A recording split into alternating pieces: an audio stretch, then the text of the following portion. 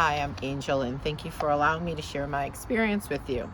Last year, I decided to leave my pre-COVID life in the past and began on my journey to become a Pilates teacher, which resulted in much of my days shuffling around back and forth to take class, observe class, and complete a required anatomy class. I was on a mission to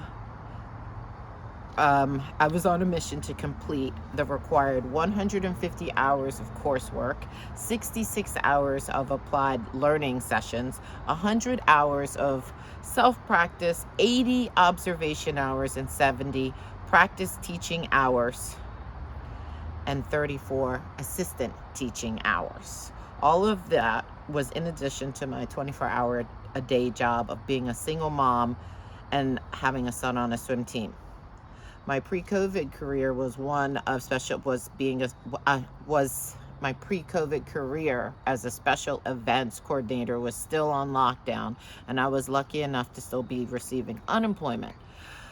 Pilates, when you work for someone else, pays you per class. So I spent much of my summer back and forth between studios because I was working for 2 different studios where I was studying, for which I was not being paid, and spending a substantial amount of the time in my car. So now all of this chaos that I was doing to get my Pilates certification became exponentially intensified. So I started teaching every day, and some days all day. I was exhausted, thinking I don't know what I'm doing here. What in the Sam Hill have I got myself into? I'm supposed to be poolside with a cocktail in my hand, not up at 4:30 in the morning, working until 8 p.m. for what I consider to be not enough money. I did this day in and day out for the entire summer. All I was thinking was, but hey, this shows them that I'm a team player. So when I'm finished with the program, I'll have a job. So I thought.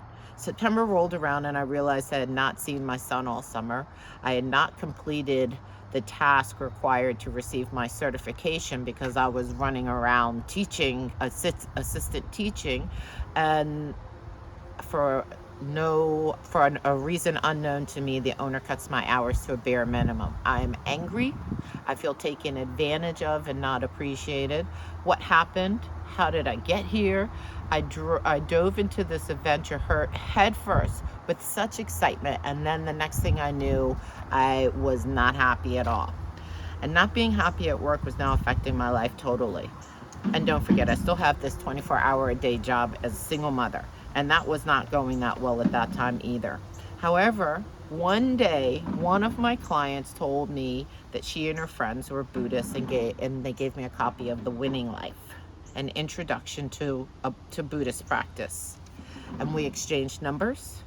That same week, one of them asked me how I was doing. She smiled, and I proceeded to go into a diatribe about my chaotic drama.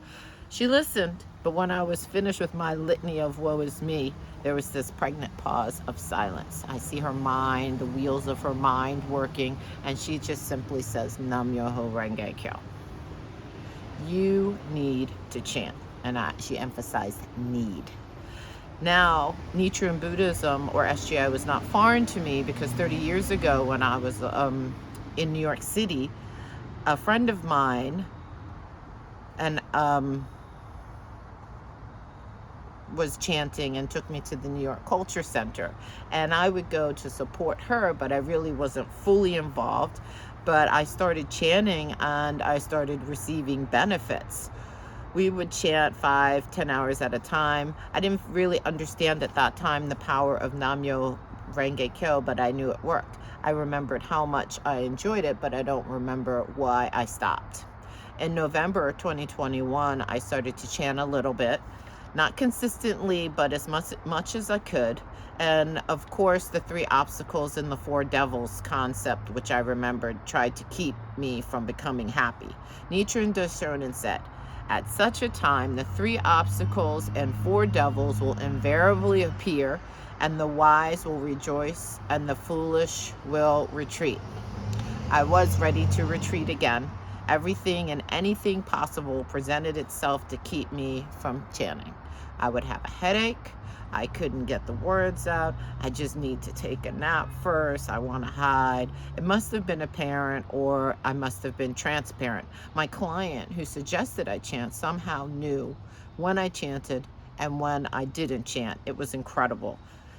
My client, whom I consider my friend now, my support system, and who I now lovingly call and refer to as Buddha Mama, and she calls me Baby Buddha, Buddha baby. We would often she would walk into the studio and she would say, "You didn't chant today, did you?" Or she would tell me after class that she could tell that I had chanted. We would have coffee sometimes, and then coffee morphed into lunch, and soon I was like a stray cat that would not leave her alone, because I had been fed. Calling her all day, asking for guidance. What do I chant for? How do I phrase it? What are your thoughts? Woo, just listening to myself. I was a real royal pain in the you-know-what, but she always was there to support and send me back to the Gohonzon to study. Ikeda Sensei said the world of hell is a state in which life is itself painful, where anything you see makes you feel miserable. Such people need anyone to be at their side. They need someone who will be there for them, to listen and offer just a few words of encouragement. That's all it may take for the flame of life to burn brightly once again in the heart of someone who is suffering deeply. Just knowing that someone cares about them makes their heart expand. Now, there was an incident in November with one of the studio managers who was constantly chastising me. It was so disturbing that this time she was always chastising me, but there was one specific instance that it was so bad that I immediately left work and I called the owner and demanded that she find someone else to work the Monday night because I was no longer available. She proceeded to beg me to stay and promised to change the manager's schedule if I agreed. The following week I thanked her for her support because I did agree, but she then proceeded to tell me that this was only temporary. I began to see a pattern of behavior with the owner, revealing she will say and do anything if it makes her life easier in that moment.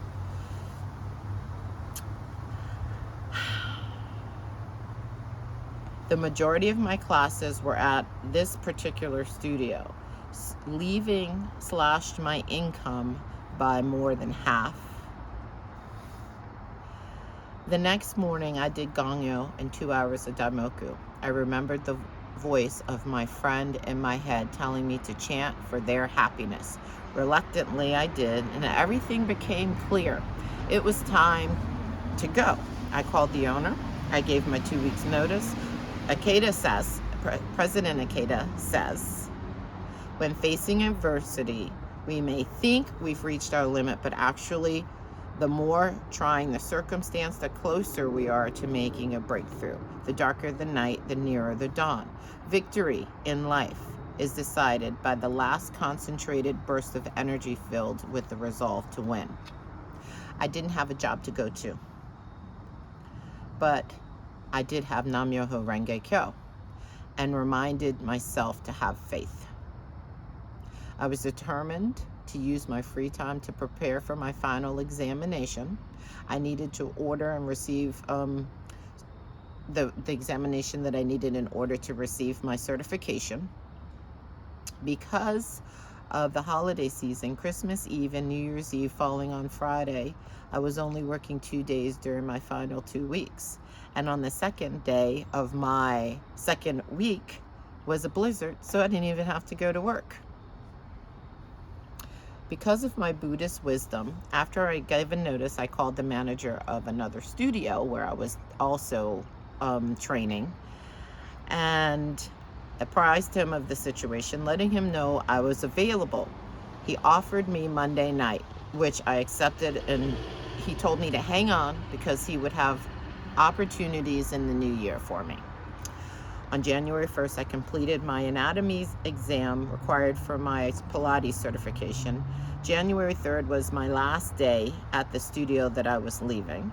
I started my new year on the right path, leaving last year in the past. Now, all I had to do was pass my practical test out, and after that, I would no longer be an apprentice, and my salary would almost double.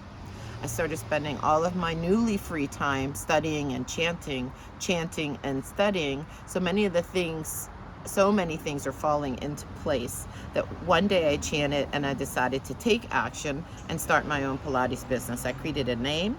I paid the required fees to start. The state of Maryland requires. Well, I paid the required fees to the state of Maryland. I contacted the IRS for a TIN number. Later that day, I received a text message from a member of my swim club, whom I have not spoken to since last summer. And attached to the message from the neighborhood listserv, a woman is looking for a certified Pilates instructor to come to her house to teach her Pilates. I joined the listserv. I sent her a note. I let her know of my qualifications and told her I would love to work with her. I informed her of my fee, which was higher than she wanted to pay. Do I take what she offered? I can use it. I chanted and kept chanting until I would get a clear answer. Rooted in faith, no waffling, no, I am not taking it. I know I have to, I've spent a lot of money and time and energy and effort, and I deserve what I know I'm worth. I counter, letting her know what my other clients, the other clients I didn't have just yet, were paying, but what I was going to be charging everyone, and I know she knows. I hit send, and I go and chant. No response for days. I chant, and I chant, and I chant. In the meantime, my new manager of the other studio calls me and offers me more classes. To be exact, he offers me the exact same number of classes that I had in the other studio. So I was actually made whole. I was elated. I kept chanting to hear from the neighbor. A few days later, she accepts my offer. Now I have to figure out, when do I have the time? When do I have the time to actually see her? So then I go and chant. We agree upon a time. It's official. I have my first client of my first business, of my own business, which is my first business. I call Buddha Mama to tell her the good news. Truth is, I call her 5 times a day, so I really should say I relayed the good news to Buddha Mama of one of my routine phone calls. I'm over the moon excited, talking a mile a minute. During the month of January, everything I needed was provided. I began to great determination to complete teacher. I began chanting with great determination to complete the teacher training program to become certified. I chant. It wasn't easy because the entire test had to be memorized, and I could not take notes. On March 25th, I passed my practical test out with a score of 95.55, and I'm now riding a victory wave of benefit after benefit. I'm so grateful to the Gohanzen and this practice. I'm sharing it with my friends who invited their friends. They're attending Zoom meetings and have been to the Cultural Center for Kozen Rufu Gangyo. And I'm happy to report that I have not missed a day of Gangyo or Daimoku since December 22nd, 2021.